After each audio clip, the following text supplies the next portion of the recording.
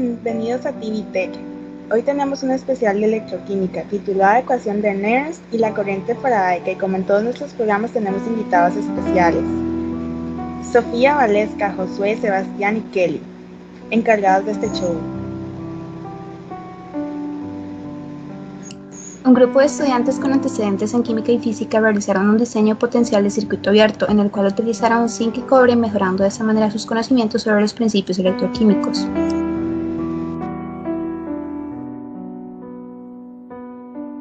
Seguidamente, los objetivos del artículo, es decir, que buscaban encontrar los autores que lo publicaron. El primer objetivo era facilitar la instrucción sobre la ecuación de Nernst, la cual, según Ángeles Méndez, consiste en una ecuación útil para hallar el potencial de reducción en los electrodos en condiciones diferentes a los estándares. El segundo objetivo consistía en aclarar conceptos erróneos que han sido introducidos por estudiantes, ya sea por falta de contenido explícito en los libros o por una interpretación inadecuada del lenguaje por parte de ellos. El tercer objetivo consiste en que mediante el uso de animaciones computacionales se pueda complementar la instrucción y las demostraciones mucho más realistas de los temas a estudiar y poner en práctica. Y por último, el último objetivo es aprender nuevas formas de aprendizaje, como lo describe el artículo. Estos están realizando un método que consiste en que los estudiantes cuentan con 60 minutos para realizar la tarea propuesta y que en 40 de estos minutos realizan el trabajo práctico y los 20 restantes lo usan para la discusión. Para entender un poco más el diseño de este experimento se deben tener en cuenta ciertos conceptos, entre ellos energía electroquímica, la cual se refiere a la parte de la química que trata acerca del estudio de reacciones químicas para producir electricidad y el uso de la electricidad para producir cambios químicos. Otro concepto importante son las celdas galvánicas, las cuales son aquellas en las que se produce una reacción química espontánea y se genera energía eléctrica, y el concepto de corriente faradaica, la cual se refiere a la velocidad de reacción electroquímica en la interfaz electrodo-solución de las especies utilizadas, es decir, la corriente en la cual se genera una reducción, por ende se empuja una transferencia de cargas. Para realizar ese experimento se requieren una serie de materiales, entre ellos electrodos de zinc y cobre. Estos materiales son sumamente importantes para la medición del potencial electrostático: perforador de ojales y ojales, soluciones electrolíticas de arroz y sulfato de cobre e hilos conductores. Al tener los materiales listos, los electrodos de zinc y cobre se conectan en serie utilizando los ojales. Se colocan los hilos conductores en los ojales, luego se colocan los ánodos y cátodos, posteriormente se añade la solución electrolítica, siguiendo de esta manera el sistema una dirección ánodo-cátodo, es decir, zinc-cobre, debido a una diferencia potencial entre las especies, siendo esta una reacción redox en la cual el zinc se oxida y el cobre se reduce, produciendo de esta manera energía eléctrica. Encontramos diversas relaciones entre el curso y el documento estudiado. Como el primer punto está la temática de termodinámica, ya que al conocer la definición de celdas galvánicas pudimos darnos cuenta que este proceso es espontáneo, es decir, ocurre sin intervención externa, ya que el zinc, al entrar en contacto con la solución electrolítica, se ioniza, es decir, produce iones zinc 2+, y el cobre pasa a ser cobre sólido. Además, es un proceso irreversible con una energía libre de Gibbs menor a 0. También se logró identificar el término entropía, ya que el sistema se desordena al producirse iones, y es exotérmico debido a que el sistema libera energía en forma de electricidad. Otra temática que se logró relacionar fue cinética, debido a que la cinética de este sistema depende de la transferencia de masa, la velocidad con la que se realiza la transferencia de carga, así como de la velocidad con que se llevan a cabo las reacciones químicas dependientes de la transferencia de carga en la interfase electrodo-solución. Como bien se sabe, las velocidades de las reacciones podrían ser medidas mediante la ecuación de Arrhenius.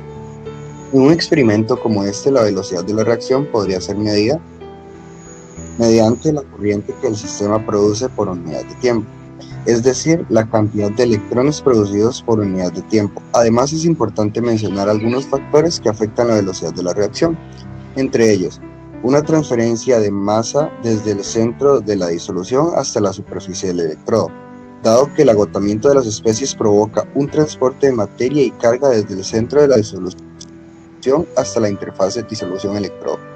Una ruptura de los equilibrios químicos bajo los que se encontraban las especies inicialmente en la disolución, como consecuencia de procesos de protonación y de mitización, y una transferencia electrónica en la superficie. Otra temática relacionada fue la parte de disoluciones. Con base en lo anterior mencionado, vamos a observar las propiedades del sulfato de cobre, el cual es un electrolito fuerte, es decir, conduce altamente la electricidad, por tanto se divide en iones de cobre y óxido de azufre, y se mueven libremente en la solución. Si dos electrodos de cobre se sumergen en esta solución, el cobre será atraído hacia el cátodo. Al llegar al cátodo, cada ion de cobre tendrá electrones de ella, y se convertirá en átomos de cobre neutro. Similarmente, los iones de óxido de azufre se moverán hacia el ánodo, donde dos electrones y se convierten en radical óxido de azufre. Pero como el radical óxido de azufre no puede existir en estado eléctrico neutro, atacará al ánodo de cobre y se formará sulfato de cobre. Durante la electrólisis del sulfato de cobre con electrodos de cobre, el cobre se deposita en el cátodo y la misma cantidad de cobre se extrae del ánodo. A continuación, las propiedades del vino de arroz. Es importante conocer que el vino de arroz entre sus componentes incluye cloruro de sodio. Esta sustancia se clasifica como una sal, por lo que es un electrolito fuerte, es decir, conduce altamente la electricidad. Sin embargo, las distintas lecturas de potencial redox obtenidas durante materias de electrodo indica que no hay un valor único para un vino determinado, ya que diferentes electrodos son catalíticamente activos por ciertas especies en el vino en distintos grados. Estudios electroquímicos sobre electrodos de platino, oro y carbono en el vino nos llevan a concluir que el potencial redox en el vino debería ser visto como el punto en el cual la oxidación particular y los procesos de reducción en el electrodo están acoplados, más que como un punto estático y equilibrado para todas las especies presentes. También tenemos los resultados obtenidos por los autores de este artículo, empezando con una matriz voltaica, o como se le llama, diseño del potencial de circuito abierto, donde nos ayuda a explicar o aclarar conceptos como las reacciones químicas anteriormente explicadas en el vino de arroz o el sulfato de cobre, el voltaje, la corriente, la termodinámica, la cinética y las disoluciones. También tenemos las reacciones redox como otro concepto muy principal, las cuales son reacciones espontáneas que se pueden utilizar para generar energía eléctrica. El diseño de potencial de circuito abierto es basado en una matriz voltaica que utiliza los electrones de las sustancias de parte de la reacción química en conjunto con los iones de cobre y de zinc. Otro resultado que tenemos es la aplicación de la ecuación de Nernst, que nos ejemplifica el diseño del potencial de circuito abierto. Debido a tener dos soluciones de distinta concentración, explica cómo se produce un flujo de iones generando un movimiento de cargas y al mismo tiempo una corriente eléctrica. Se puede relacionar el potencial eléctrico con las concentraciones por medio de la ley de Nernst. También tenemos una dependencia de la corriente faradaica del electrolito de concentración, que se basa en las reacciones que suceden. En la mayoría son redox y es dependiente de la concentración del electrolito por la difusión, ya que es donde se produce una transferencia de carga. A este tipo de procesos se les llama procesos faradicos, donde son constituidos por la ley de Faraday. Se establece una reacción química en un electrodo es proporcional a la intensidad de corriente y toda corriente resultante se denomina las corrientes faradaicas.